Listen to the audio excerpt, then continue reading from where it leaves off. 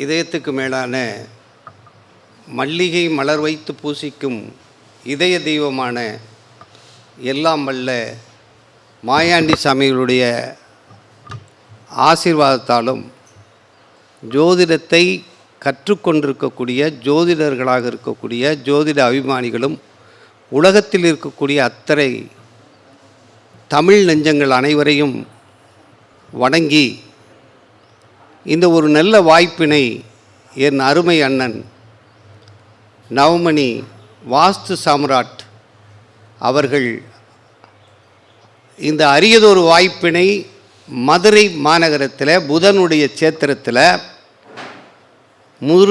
மச்சமுனி அருள்வாளிக்கக்கூடிய மலையின் அடிவாரத்தில் இன்றும் நம்முடைய திருப்பரங்குன்றத்தில் மேலே இருக்கக்கூடிய சுனையில் அன்பு நண்பர், என்னுடைய அன்பு உடன்பிறவா தம்பி கலைப்பிரியன் அவர்களுக்கு பொன்னாடை போர்த்தி உங்கள் சார்பாக மகிழ்கிறேன்.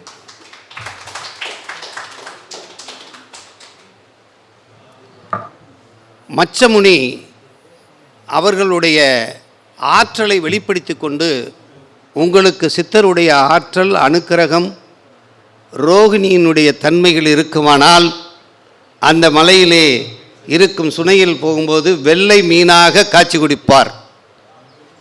அப்படிப்பட்ட அந்த இடத்துல நம்ம இங்கே சங்கமமாயிருக்கோம்.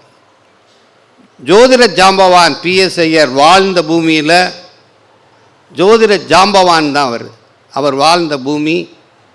அந்த பூமியில் நம்ம இங்கே நிற்கிறோம். இந்த மேடையில் வந்துட்டோம் அப்படின்னா இங்கே வந்திருப்பவர்கள் எல்லாம் ஏதாவது கருத்துக்களை சொல்வார்களா, ஜோதிடத்தில் என்ன இருக்கிறது அதை பற்றி பேசுவார்களா என்று ஆவலோடும் காலத்தை எல்லாம் ஒதுக்கிவிட்டு காரியத்தையும் ஒதுக்கிவிட்டு வந்திருக்கிறார்களே, அவர்களுக்கு நாம் என்ன சொல்ல வேண்டுமோ அதை மட்டும் சொன்னாலே போதும். ஐயா வேல்சாமியாவை எனக்கு நல்லா தெரியும். அவர் நெருங்கிய நண்பர். அவர் என்னென்ன புத்தகம் வச்சுருக்காரோ என்னை பார்த்தோன்னே கொடுத்துருவார். எங்கே பார்த்தாலும் சரி, ஐயா உங்களுக்கு இந்த புத்தகம் அப்படின்னு கொடுப்பார். ஏன் அப்படின்னா அவர் எம்ஏ படிக்கும்போது அவருக்கு ஆசிரியராக, நான் எம்ஏ ஆசிரியராக இருந்தேன், பேராசிரியராக சாஸ்திரா பல்கலைக்கழகத்தில் இருக்கும்போது என்னுடைய சென்டரில் அவர் படித்தார். அதை நான் பெருமையாக கருதுகிறேன். ஒவ்வொரு இடத்திலும் அவர் பாடம் நடத்தி கொண்டிருப்பதில் நான் அதை பெருமையாக நினைக்கிறேன். தமிழகத்திலே நாடி ஜோதிடத்தை நல்ல ஒரு முறையிலே எடுத்து சொல்லி கொண்டிருக்கிறார் என்றால் அது பெருமைக்குரியது. அதாவது ஜோதிடத்தை நம்ம ஆழமாக பார்க்கணும், அகலமாக பார்க்கணும், உத்து பார்க்கணும், உறுதியாக பார்க்கணும், தெளிவாக பார்க்கணும். அப்போது தான் நமக்கு அதுக்கு விளங்கும், இல்லைன்னா விளங்காது. ஜோதிடத்தை நம்ம மேலோட்டமாக பார்த்தோம் அப்படின்னா எல்லா ஜோசியரும் பொய்யாத்தான் தெரியும். எல்லாம் யாரை பார்த்தாலும் சொல்கிற பொருளாக தப்பாகத்தான் தெரியும். ஐயா கண்ணாடி மாளிகை ஜோசியர் வந்திருக்கார். இவர் சாதாரணவர் இல்லை. 50 ஆண்டுகளுக்கு முன்னால் மதுரையில் கம்மாக்க ஜோசியர் என்று அன்பாக அழைக்கக்கூடிய இவர் தான். மதுரையில் இவருக்காக ஆளுகள் அப்போ காத்துட்ருப்பாங்க. அப்படிப்பட்ட அவரை நான் பிடிச்சி கூப்பிட்டு வச்சுருக்கேன். அவர் பேசும்போது தெரியும், பல சரவடியை விட வெடித்து தள்ளுவார். அப்படிப்பட்டவர். ஜோதிடம் அப்படிங்கிறதுக்கு நம்ம வந்துடுவோம். ஜோதிடத்தில் தமிழ்நாட்டில் என்னென்ன ஜோசியம் இருக்கோ அதை பூரா படித்தனியா. நான் எதையும் விட்டு வைக்கலை. வாஸ்தா, சண்முகவேல், அருள்வேல், யாராக இருந்தாலும் அவர்கிட்ட நம்ம விட்டு வைக்கல. எல்லார்ட்டையும் போய் படித்தேன். ஆனால் படித்து பார்த்து கடைசியில் மாயாண்டி சாமிகள், கட்டிக்குள மாயாண்டியாவும் இடையமேலூர் மாயாண்டியாவை கெட்டியாக பிடிச்சிக்கிட்டேன். இவரை தானே ஜோசியம். சித்தர் ஒருவர்களை பிடித்து கொண்டால் அவர்களிலிருந்து நமக்கு எல்லாமே கிடைத்துவிடும் அப்படின்னு உறுதியாக தெரிஞ்சுக்கிட்டோம்.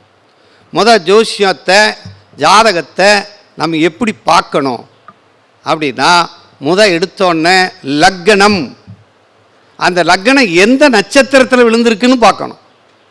27 நட்சத்திரத்தில் இப்போ மீன லக்னம்னு இருக்குன்னு வச்சுக்கோங்களேன். அந்த மீன லக்னத்தில் 3 நட்சத்திரங்கள் இருக்கு இல்லையா, என்னென்ன நட்சத்திரம் இருக்குது? பூரட்டாதி, உத்திரட்டாதி, ரேவதி. எப்பயுமே நம்ம வரிசையாகத்தான் வரணும். பூரட்டாதி, உத்திரட்டாதி, ரேவதி 3 நட்சத்திரங்கள் இருக்குது. இதில் என்ன ஏதாவது ஒன்றில் தானே விழுகணும். அப்போ லக்ன புள்ளி எந்த நட்சத்திரம் விழுகிறதோ அதை உயிர் புள்ளின்னு வச்சுக்கோங்க. அதுதான் அந்த லக்னத்தை இயக்குகிறது. குருவினுடைய நட்சத்திரமான பூரட்டாதி நட்சத்திரத்தில் விழுந்துட்டா அது என்ன ஆகிருது அப்படின்னா, அந்த வீட்டின் அதிபதியும் அவரே, 10ஆம் அதிபதியும் அவரே. அப்போ 1-10 கூடையவருடைய சாரத்தில் லக்னம் விழுந்துருச்சு. இவர் கௌரவமாகவும் மரியாதையாகவும் வாழ்வதற்கு தகுதிவற்ற இருக்கு அப்படின்னு எடுக்கணும். குருவினுடைய சாரத்தை லக்னம் பெற்றுவிட்டால் 4 பேர் வணங்கக்கூடியவர், மற்றவர்களையும் மரியாதையோட நடத்தக்கூடியவர் தான் குரு. சனின்னா என்ன செய்வார்? அமைதியாக இருப்பார், யோசிப்பார், நிதானமாக இருப்பார். எந்த ஒரு விஷயத்தை சனி நிதானப்படுவார். சனிக்கு நான் வச்சிருக்க பேர் என்னன்னா விசுவாசி. சனினா விசுவாசம் உடையவர், நம்பிக்கைக்குடையவர். வேகமாக போக மாட்டார், ஆனால் சுத்தபத்தமாக இருக்க மாட்டார். சனியுடைய நட்சத்திரத்தில் லக்னம் விழுந்து விட்டா 2 நாளைக்கு ஒரு வட்ட குளிச்சா கூட பரவாயில்லைன்னு நினைப்பார். சனியினுடைய சாரத்தில் லக்னம் விழுந்து விட்டால் ஒரு வேலையை சொன்னோம்னா செய்வோம் இல்லை, பார்த்துக்கிறோம் ஐயா, என்ன அவசரப்படுறீங்க? எங்கள் தமிழ் பேராசிரியர் சாலமனையாவை சொல்கிறது மாதிரி சொல்லுவோம் இல்லை, பாப்பம் இல்லை, அப்படி சொல்லுவோம், நிதானமா அப்படி சொல்லுவார் அவர். அவர் சனி. அதுக்கடுத்து யார் இருக்கா? புதன். புத்திசாலியான ஆளு, 2 யோசிக்கக்கூடியவர். நம்பிக்கை எளிதில் வராது. புதன் இருந்தால் புத்திசாலித்தனம். ஆனால் வாயிலே வடை சுட்டுட்டு போகிறவர் யார்? புதன். புதனுடைய சாரத்தில் விழுந்து விட்டால் அப்படி எடுத்துக்கிறோம். இப்படி புதனுடைய சாரத்தில் விழுந்தால் இப்படி இருக்கு. இப்படி வரிசையாக சொல்லிருங்க, நாங்கள் எழுதிக்கிறோம்ல அப்படின்னு பார்க்கணும். சூரியனுடைய சாரத்தில் விழுந்துட்டா அதிகாரத்தை நினைக்கக்கூடியவர், புகழ விரும்பக்கூடியவர். அதே நேரத்தில் ஒரு பெண்ணுடைய ஜாதகத்தில் ஒரு குழந்தைக்கு வந்து சூரியனுடைய புள்ளியில் லக்ன புள்ளி விழுந்துருச்சு. அந்த பிள்ளை கால் மேலே கால் போட்டு உட்காந்துருக்கு. அப்படி உட்காந்துருக்கு ஜம்முன்னு. அப்படின்னா என்ன அர்த்தம்? சூரியன் அர்த்தம். அடுத்தவருக்கு வேலை சொல்லுது, சூரியன் அர்த்தம். சந்திரனை என்ன சொல்லும்? எடுத்து தண்ணியை கொண்டு வந்து கையில் கொடுக்கும், சொல்கிற வேலையை செய்யும், இரக்க சிந்தனை இருக்கும், விட்டு கொடுத்து போகும், அன்பு இருக்கும். இந்து மதம் என்று வைத்தான். இந்து என்றால் சந்திரன். எல்லாத்துக்குமே இந்து சமயம் என்று வைத்தான். மற்றதெல்லாம் மதம். மதம்னா என்ன அர்த்தம்? யானைக்கு தானே பிடிக்கும். இந்து மட்டும் சமயம் என்ற அர்த்தம். அதுதான் இந்து என்றால் சந்திரன் அர்த்தம். சந்திரன்னா இரக்கம், பரிவு, பாசம், உணர்ச்சி, பற்று, நேசமுடையதுதான் இந்து என்ற சந்திரன். அப்ப இந்த இந்து என்ற சந்திரனுடைய புள்ளியில் விழுந்துட்டா இதெல்லாம் இருக்கும். இடத்துக்கு தகுந்தாமல் சரியா போயிடும். அதேவும் செவ்வாயில் விழுந்துருச்சுன்னு வச்சுக்கோங்களேன், கோபம், எங்க வீட்டு கோபம் உங்க வீட்டு கோபம் இல்லை, அப்படியே பொறிச்சு தள்ளிடும். செவ்வாய் துடிப்பு, வீரம், கோபம் எல்லாம் இருக்கும். சண்டைக்கு வந்து நிற்கும்னு அர்த்தம். செவ்வாய் குருவை பார்த்துட்டோம், செவ்வாய் பார்த்துட்டோம். அடுத்து ராகு. ராகு என்ன செய்யும்னா, ராகு எப்பயுமே பில்டப் பண்ணும். ராகுங்கிறது பில்டப் பண்ணி தான் பேசும், எல்லாத்தையும் பெருசாக பார்க்கும். ஆனால் தன்னை முன்னிலைப்படுத்துவது ராகு. ஒதுங்கிக்கிறது கேது.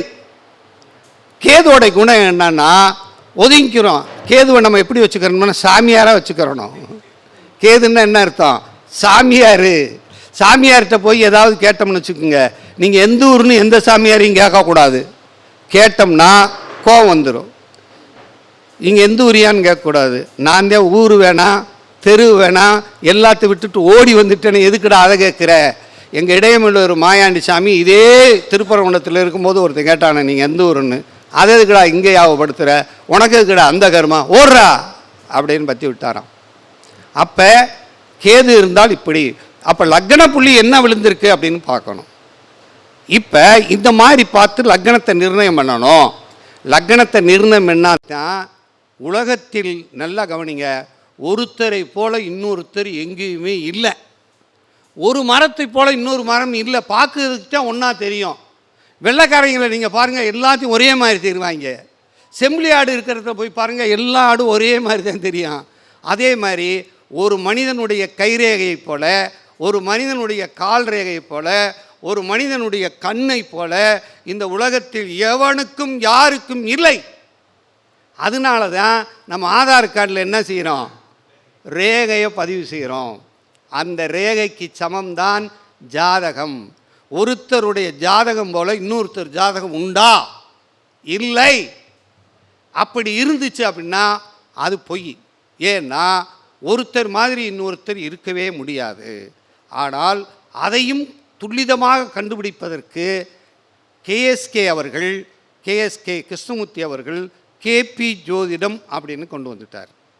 அந்த கேபி ஜோதிடத்தில் உபநட்சத்திர ஜோதிடம், அதையும் இன்னும் பல முறையில் பரிணமித்து இப்போ கேஇ அப்படின்றத கண்டுபிடிச்சி இந்த அளவுக்கு வந்துருச்சு. அதையும் விடலை, எல்லாத்தையும் பார்த்தாச்சு, எல்லா ஜோதிடத்தையும் பார்க்குறோம். அப்போ ஜோதிடத்தில் இன்னொரு விஷயத்தை உங்களோட கேள்வி, நேற்று தான் எங்கள் கிளாஸில் நான் கேட்டேன். இப்போ டிஎன்ஏ அஸ்ட்ராலஜி கிளாஸ் நடத்திட்டுருக்கேன். அதில் ஒரு கேள்வி கேட்டேன். ஏன் யாரை பார்த்தாலும் காலில் விழுகிறோம்? காலில் விழுகிறோம் இல்லையா? ஏன் வேறு எங்கேயும் விழுந்து வணங்கக்கூடாதா? இறைவனை பார்த்தாலும் காலில் விழுகிறோமே, அது ஏன் அப்படின்னா வேறு ஒன்றும் இல்லை.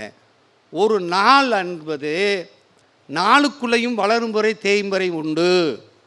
நாளுக்குள்ளே வளர்முறை தேய்முறை உண்டு. காலை என்பது வளர்முறை ஆரம்பம், மாலை என்பது தேய்முறை ஆரம்பம்.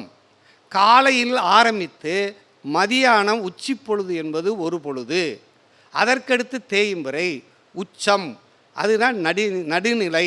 அப்போ 3 வேளை உண்டு. இந்த 3 வேளை மனிதன் வளர்முறையில் மட்டும் சாப்பிட வேண்டும், வேலை செய்ய வேண்டும். 3 முறை ஏன் சாப்பிட முயற்சி பண்ணால் மனிதன் உருவாக்கினான்னா, இந்த 3 வளர்முறையில் மட்டும்தான் சாப்பிடணும், தேய்முறையில் சாப்பிடக்கூடாது. அதனால தான் கால் என்பது காலை பொழுது, கால் என்பது காலை பொழுது வளர்முறை. அதனால காலை தொட்டு கும்பிடுறதுக்கு பேர் வளர்முறை. காலில் இருந்து தான் மேலே வரை இறைவனை எந்த கோயிலுக்கு போனாலும் அவரை நம்ம முதல் எங்கே பார்க்கணும்? பாதத்தை பார்க்க வேண்டும், சுவடுகளை பார்க்க வேண்டும். வளர்முறையை பார்த்து பிறையிலிருந்து தான் நம்ம மேலே போகணும்.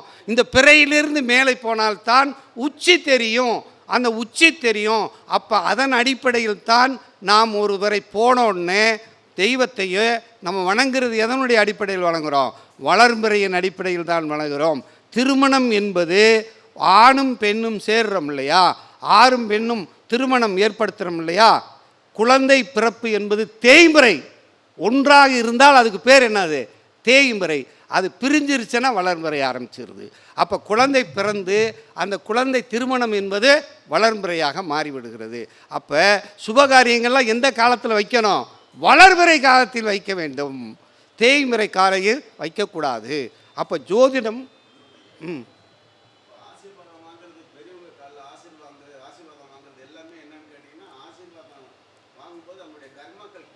அதாவது நம்முடைய பெருவிரல் இருக்கு இல்லையா, ஒவ்வொருத்தருடைய பெருவிரல், அந்த பெரியவர்களுடைய போய் அந்த அடிபாதத்தை சுழலும்போது நான் ஒரு சித்தர்கிட்ட எங்கள் ஐயாட்ட கேட்டேன், சித்தனுடைய பாதத்தை சுவடுகளை நீ எப்போது தொட்டு வணங்குறையோ உன் தலையில் எழுதப்பட்ட அத்தனை விதிகளும் கர்மாக்களும் கலைந்து போயும்டா அப்படின்னார். சித்தனின் பாதத்தை பார்த்து அவனுடைய பாதத்தை கழுவி அந்த தண்ணியை நீ குடிச்சிட்டேன்னு வச்சுக்கோங்க, அதுதான் மகா தீர்த்தம் அப்படின்னு சொல்கிறார். அப்போ அதனால தான் சில சித்தர்கள் காலத்தோட விட மாட்டாங்க, காலத்தோட விட மாட்டாங்க.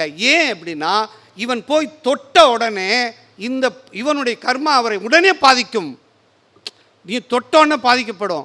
நிச்சயமாக ஜோதிடம் படிக்கிறோம் அப்படின்னா ஒவ்வொருத்தருடைய அந்த ஜனன பத்திரிகை என்ற ஜாதகம் அவனுடைய கர்ம பத்திரிகை. அதை நீங்கள் தொடும்போது பார்த்து தொட வேண்டும். அது நம்மளை நிச்சயமாக என்ன செய்யும்? பார்த்து தான் பாதிக்கணும். அதனால அது நம்ம சும்மா பேப்பர்னு நினைக்கக்கூடாது. கிரகம் கட்டத்துக்குள்ளே எழுதுனா அதுக்கு பேர் கிரகம், வானிலே சுற்றுனா அதுக்கு பேர் கோள். அது சுழல்வது கோள், அது நமக்கு சக்தியை கொடுக்கும். இங்கே இருப்பது கிரகம் நம்மளை பிடித்து கொள்ளும். அதனால தான் ராஸ்கல் என்ன சொல்லியிருக்காங்க அந்த காலத்தில் முன்னோர்கள், அவர் வயிறுனால தப்பில்லை, அவங்க நல்லது தான் சொல்லியிருக்காங்க. எப்படி சொன்னாங்கன்னா, நம்முடைய பெற்றோர்கள் நம்முடைய தந்தை மூதாதையருடைய பேரையோ, நம் முன்னோர்களுடைய பேரையோ, நம்ம தாத்தாவுடைய பேரையோ, நம்முடைய குலதெய்வத்தின் பேரை வச்சு தான் வணங்கியிருக்கோம். ஒருத்தருக்கு வச்சுருக்காங்க.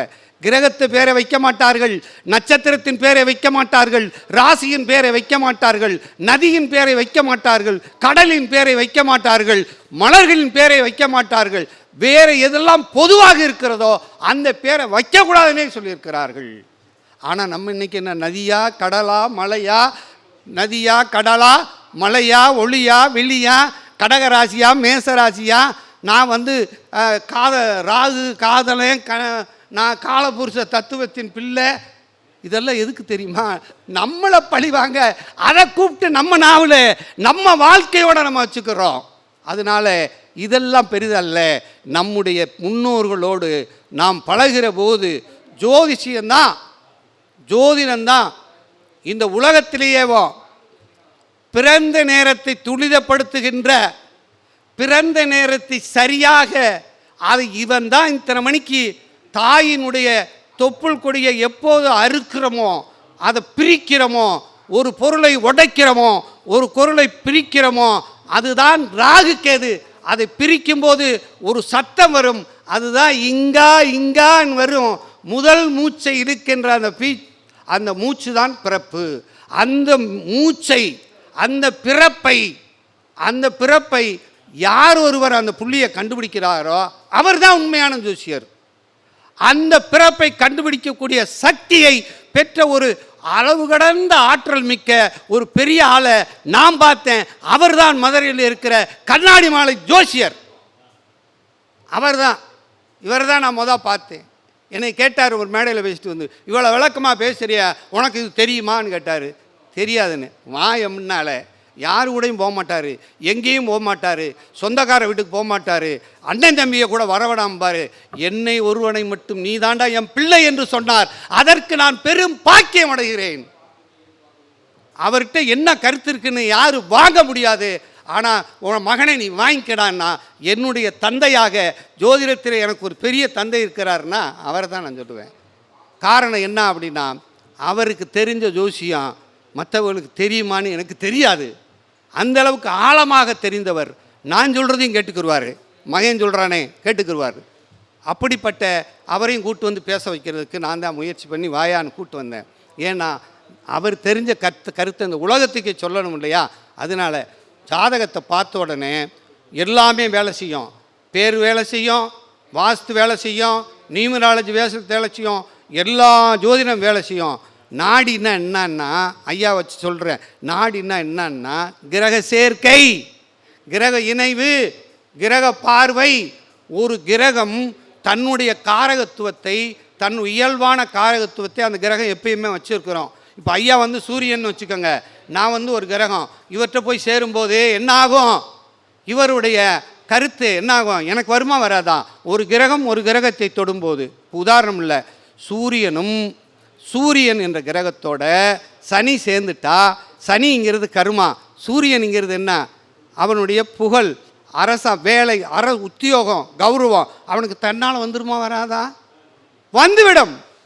அப்போ யாருடைய ஜாதகத்தில் இது இருக்கான்னு பார்க்கணும். காலபுருஷ தத்துவம்னா வேறு ஒன்றும் இல்லை, முதல் ஜாதகம், இந்த ஃபஸ்ட்டு ஆரஸ்கோப். அதனால் காலபுருஷ தத்துவத்தை நீங்கள் பார்க்கும்போது என்ன செய்யணும்னா, அந்த காலபுருஷ தத்துவத்தோட அது முதல் ஜாதகமாக வச்சுட்டு உங்கள் ஜாதகத்தை அந்த ஜாதகத்தை இணைத்து நீங்கள் பலன் சொல்லுங்கள்.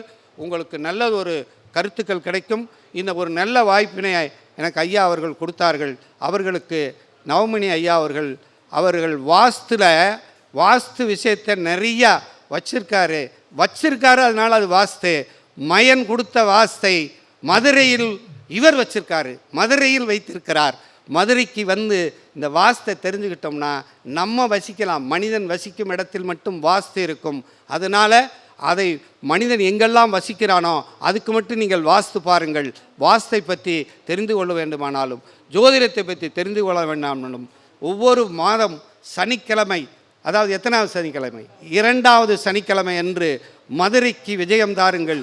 திருநகருக்கு வாங்க, எல்லாத்தையும் தெரிஞ்சுக்கிறலாம். இங்கே எல்லா வசதிகளும் செய்து கொடுத்திருக்கிறார். அந்த வசதிக்கும் அவர்களுடைய அன்பிற்கும் நாம் எப்போதும் கடமைப்பட்டிருக்கிறோம். வாழ்க வளமுடன், வாழ்க வையகம். மாயாண்டி சாமிகளுடைய ஆசீர்வாதம் எல்லாருக்கும் கிடைக்கும். வருகின்ற ஜனவரி மாதம் 8ஆம் தேதி 9ஆம் தேதி இடையமேலூர் மாயாண்டி சித்தையனுடைய குரு பூஜை, அதாவது மார்கழி உத்திரம் அன்று குரு பூஜை நடக்கிறது. அனைவரும் வாருங்கள், ஐயாவினுடைய ஆசீர்வாதத்தை பெறுங்கள். வாய்ப்புக்கு நன்றி பாராட்டி விரைவிடுகிறேன். நன்றி, வணக்கம்.